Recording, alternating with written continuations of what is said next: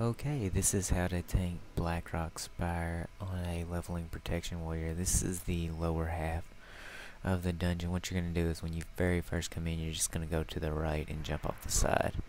All the trash mobs in this place, you're going to use your standard AoE tanking rotation, which is going to be a charge, rend, thunderclap, and then keep spamming cleave and thunderclap.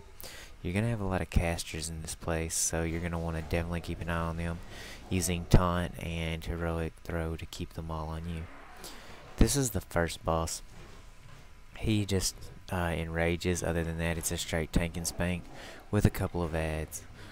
The two adds, they don't really do anything in particular. Make sure you don't get knocked back into any trash if you didn't clear it all.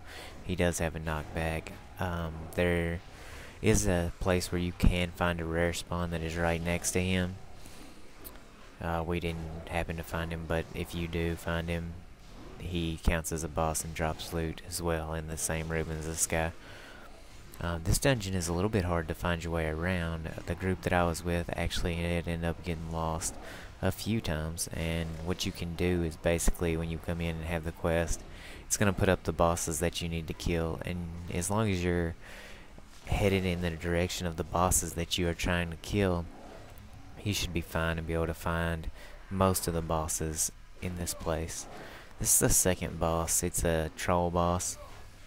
He doesn't really do anything all that, like anything that's going to keep you from really tanking him. He does a knockdown, which really is just annoying, and he dies really fast. This is the second of the troll bosses, the third in the dungeon.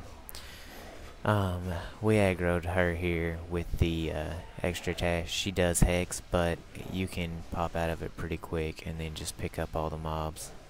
They will unaggro when you get hexed, but there's not really anything that she's gonna do that's gonna really keep you from holding aggro on her. It's a Shadow Hunter. Just every time she hexes, save taunt so that you can pick her up as soon as you come out of hex. She goes down pretty fast depending on how good your DPS is. In this run we had some really good DPS and bosses were dropping extremely fast. This is the mother spider.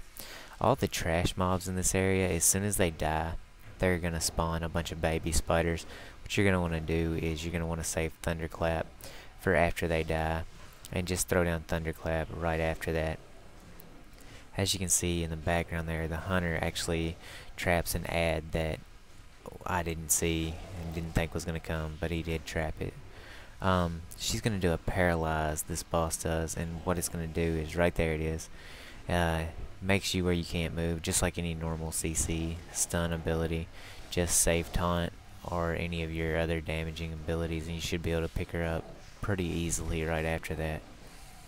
She can root you, so if you did happen to get rooted and lose aggro, that could be a problem, but most of the time it's not going to be a problem. And there are the ads that spawn after you kill every spider boss. This is I guess it's like the mother wolf and the father wolf boss. Really, it's not like fighting two bosses at one time, because you kill one and then the other will spawn. This boss goes down pretty quick. The ads are nothing to worry about. In fact, if your DPS just wants to focus on the boss, your rend will actually take down the ads that are there with her. She goes down pretty quick, doesn't do anything that is other than a tank and spank, so you just try to DPS as hard as you can. Now as soon as she goes down, run back here to the door, because the actual other boss is going to spawn and come running here. Our hunter was pretty good with the freezing trap there and actually had it set up to catch him in case I wasn't on top of my game and was able to pick it up right there. But I was there, the hunter's trap was there. As long as you have something like that set up to catch this boss so that it doesn't go directly to your healer, you should be fine. He doesn't do anything out of the ordinary. All he really does is just spawn right after the first boss is the only gimmick to this boss fight. This is the final boss. It's a dragonkin. Nothing really that he does that's out of the ordinary. He has quite a bit of health.